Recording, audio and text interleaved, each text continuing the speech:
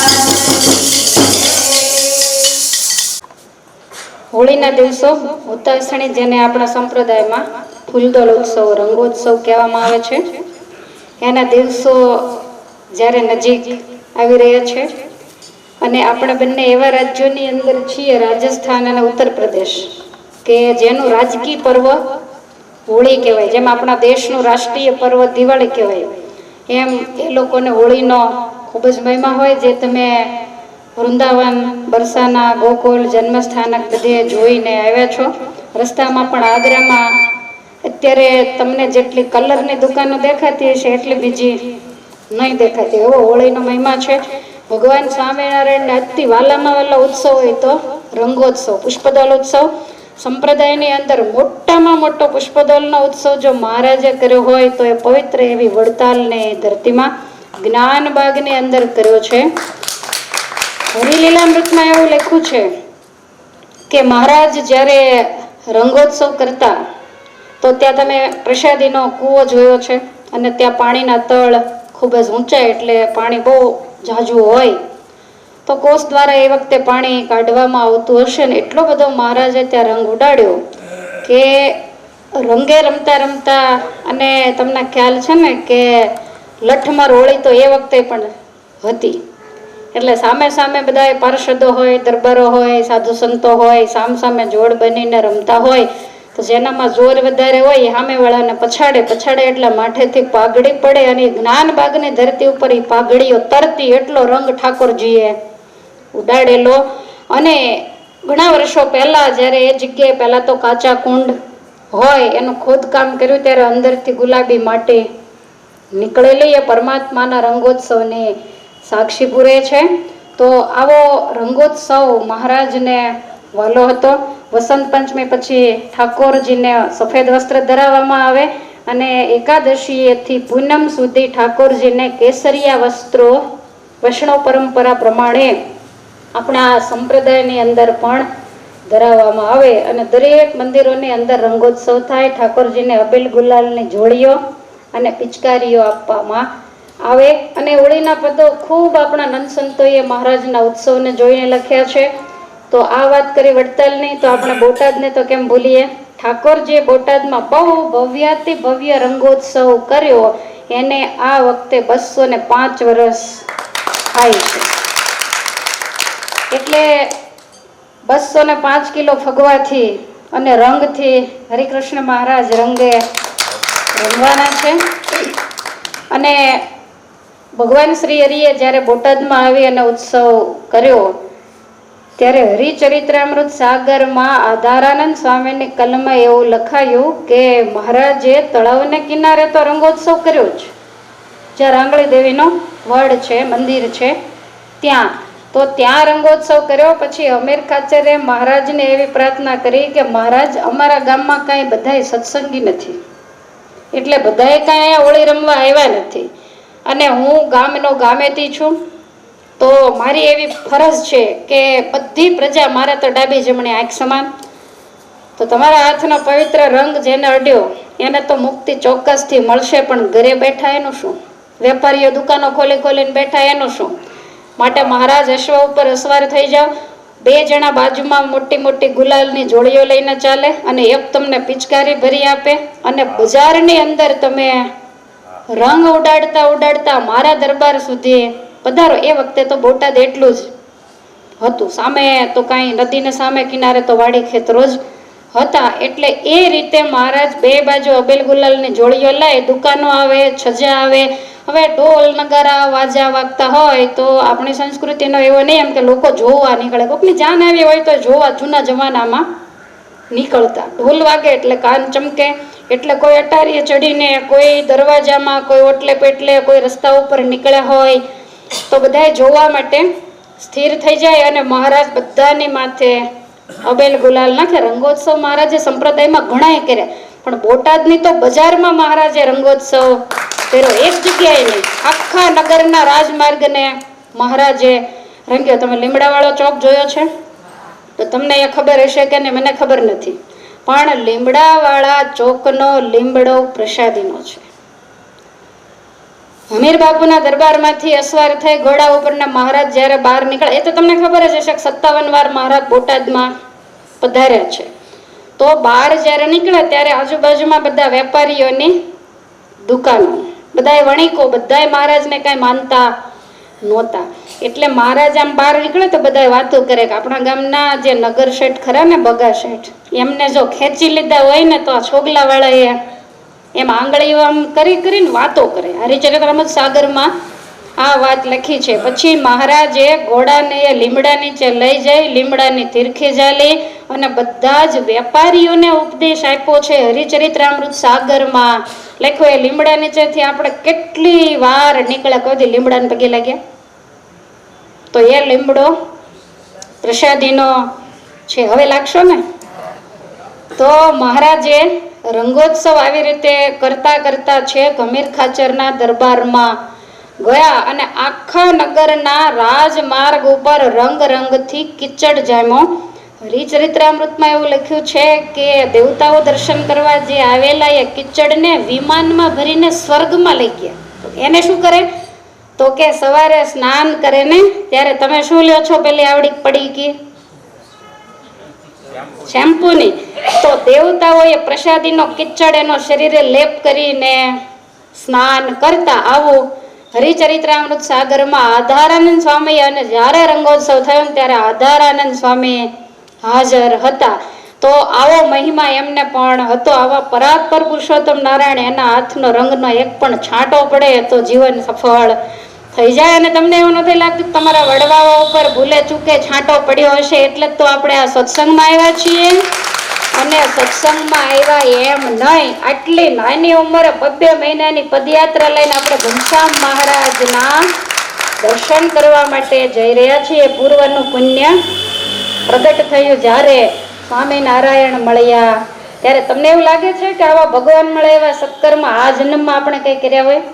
આ તો કાંઈક એવી પૂર્વની કમાણી હશે. એટલે મહારાજે આપણા ઉપર કૃપા કરી અને આવા ભગવાન આપણને મળ્યા, આવો સત્સંગ મળ્યો. નહીતર આવે નાની ઉંમરમાં તમારા સાસુઓ હોય, વડીલો હોય, એના અગાઉના એને બધાને તમે પૂછો તો એમણે ઘર ને વાડી સિવાય બીજું કાંઈ બિચારા એ જોયું ન હોય. અન્નકોટનો સમય હોય, સાતમ આઠમનો તો ખબર નથી, પણ એક વખત દેવદર્શને જવાનો મેળ આવતો. એને બદલે તમે પરિવારને મૂકી અને આટલી નાની ઉંમરે આવડી મોટી પદયાત્રામાં 2 મહિના જ્યારે તમે નીકળ્યા છો તો આપણા પૂર્વજોને ચોક્કસ એ રંગ અડ્યો હશે. ભાવે કુભાવે પણ એને સ્પર્શ જરૂરથી થયો હશે. એટલા માટે આપણે બધા જ ખૂબ જ ભાગ્યશાળી અને નસીબદાર છીએ. જ્યારે રંગોત્સવ આવે ત્યારે આપણને હરિકૃષ્ણ મહારાજ ચોક્કસ યાદ આવે કે અત્યારે તો મૂર્તિ સ્વરૂપે ઊભા છે. એક દિવસ એવો હશે કે મહારાજ મૂર્તિમાન સ્વરૂપે આખા નગરની અંદર ઉતાવળે ગંગામાં કેટલી વાર મહારાજે સ્નાન કરી એવું લખ્યું છે, પણ એની દશા આપણે બધાએ બગાડી નાખી છે. બહુ તમે ક્યારેક હરિચરિત્રામૃત સાગર વાંચજો, બહુ ઝાઝા વિસ્તારમાં બોટાદના રંગોત્સવનું મહારાજે વર્ણન કર્યું છે. નિષ્કુળાનંદ સ્વામીએ ભક્ત ચિંતામણીમાં પણ બોટાદમાં હુતાસણી ભજાવી એવો શબ્દ લખ્યો છે. હોળી પ્રગટાવી અને એના દર્શન કરવા મહારાજ ગયા, દૂધની ધારાવડી દીધી, 5 પ્રદક્ષિણા કરી. આવી બધી વાતો જે કોઈ ધાર્મિક કે સાંસ્કૃતિક નિયમો હોય ને બધાનું પાલન મહારાજ પોતે કરતા. અને મહારાજ તે દિવસે એવું બોલ્યા કે હોલિકાનું આજ કલ્યાણ, કારણ કે ભગવાનના ભક્ત પ્રહલાદને મારવા બેઠેલી એટલે અસદગતિને પામેલી, પણ આ જે હોલિકાને અમે સદગતિ આપીએ છીએ.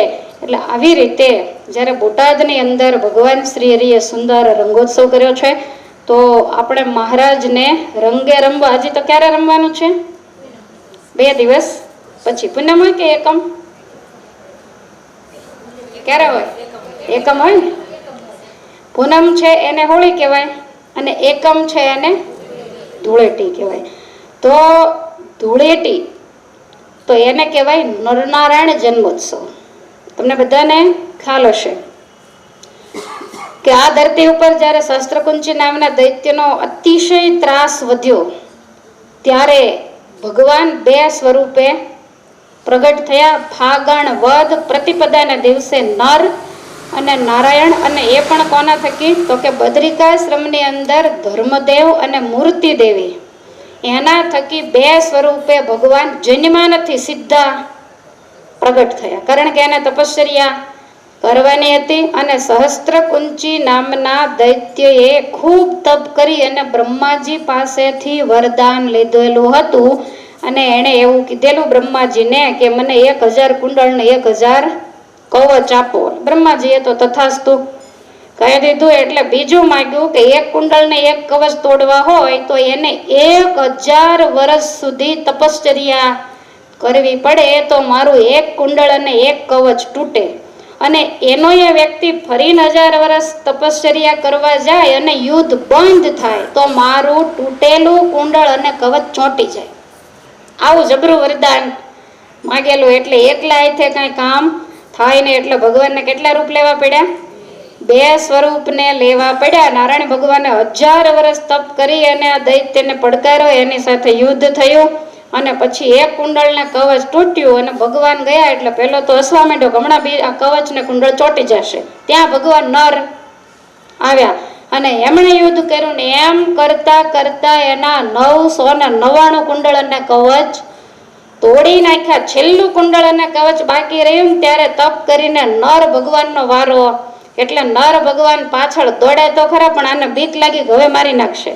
એટલે દોડીને સૂર્યનારાયણના પગમાં પડ્યો. એટલે સૂર્યનારાયણે આશ્રય આપ્યો, એના રથમાં રાખ્યો. નર ભગવાનને બહુ વાત કરીને કીધું કે આટલા વર્ષના અમારા તપ સામે તો તમે જુઓ, અને મારવા માટે તો અમે આટલી સાધના કરી છે, આટલી બધી આ પૃથ્વીને રંજાડે છે, ધર્મનો વિધ્વંસ કરે છે, માટે આને તમે છૂટો કરો. સૂર્યનારાયણ કે છે કે હું દેવ છું, શરણે આવેલા એક હોલાને જો શિબી રાજા નો છોડતો હોય, માણસ હોવા છતાંય, તો મારે તો શરણાગતની રક્ષા કરવી જ જોઈએ.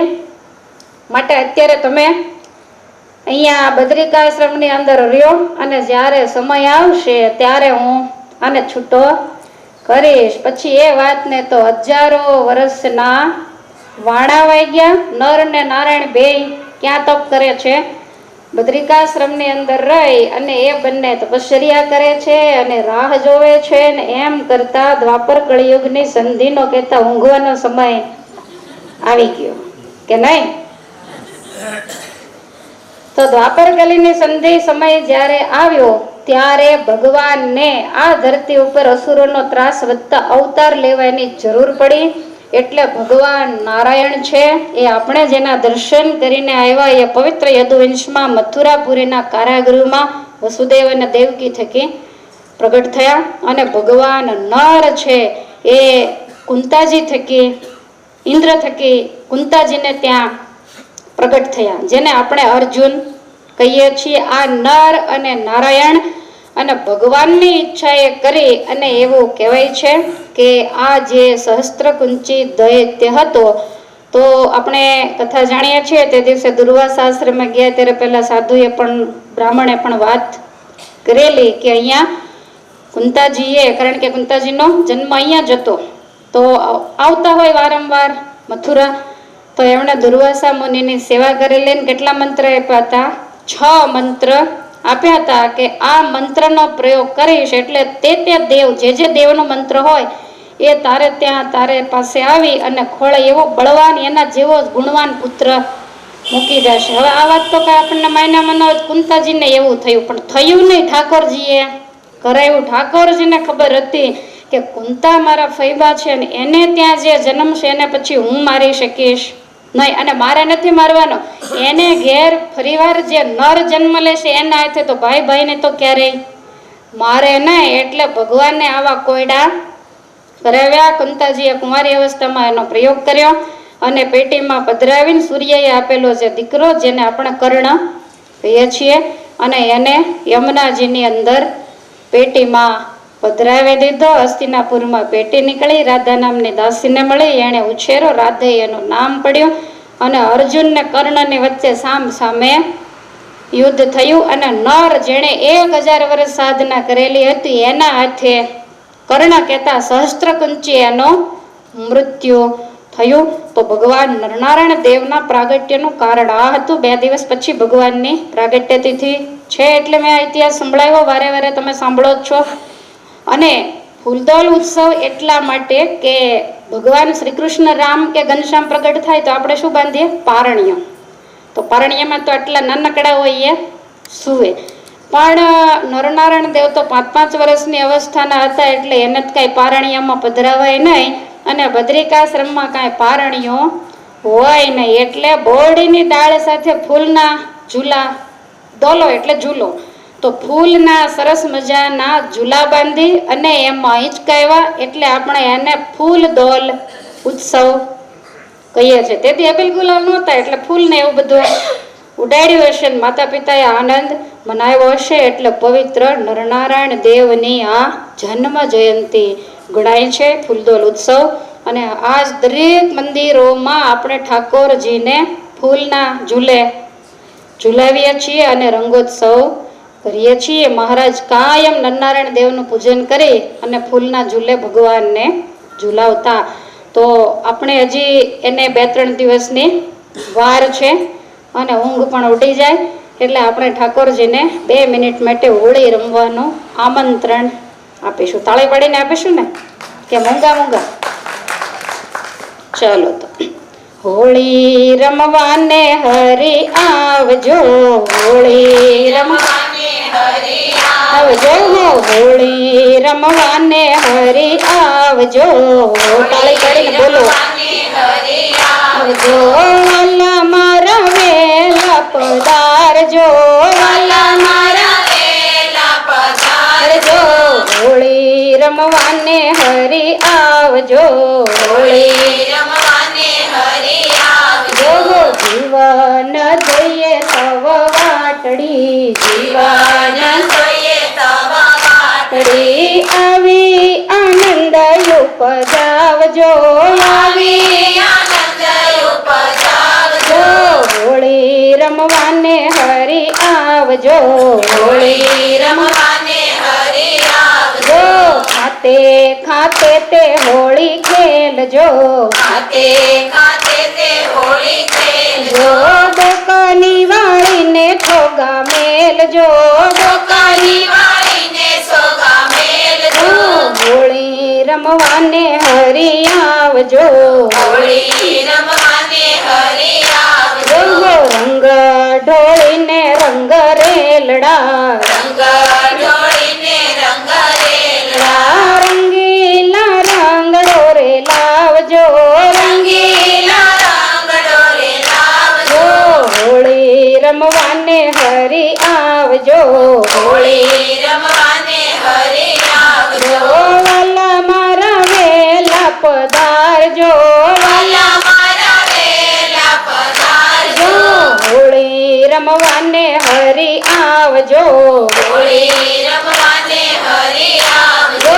મારી પિચકારી વાલા વાલથી, મારી પિચકારી વાલા વાલથી, મૂર્તિમાં મનડા જોરે રાખજો, મૂર્તિમાં મનડા જોરે રાખજો, હોળી રમવાને હરી આવજો, હોળી રમવાને હરી આવજો.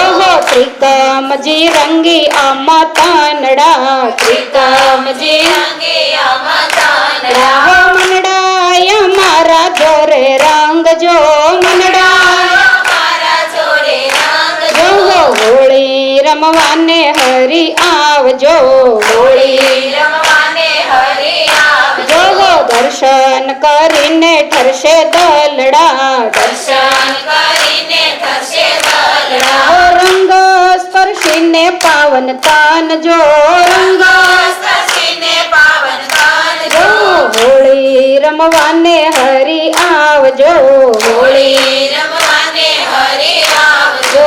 જન્મો જન્મથી ઝંખે જીવડો, જન્મો જન્મથી ઝંખે જીવડો, માયાના મેલને મુકાવજો, માયાના મેલને મુકાવજો, હોળી રમવાને હરી આવજો, હોળી રમવાને હરી આવજો.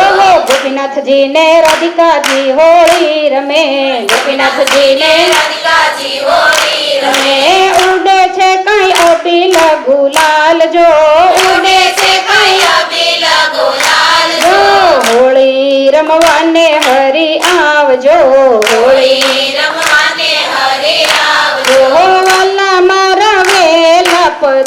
પધારજો હોળી રમવાને હરી આવજો આવજો સહજાનંદ સ્વામી મહારાજની જય ધૂળેટીના દિવસે કંઈક સારી જગ્યા શોધી હશે તો આપણે રંગોત્સવ કરીશું સારી જગ્યા એટલે ખાલી જગ્યા જ જોશે કાંઈ બીજા અમારે માળ બાળ ને કાંઈ અને બીજું માળ બાળ હશે તો કોઈ રમવા નહીં દે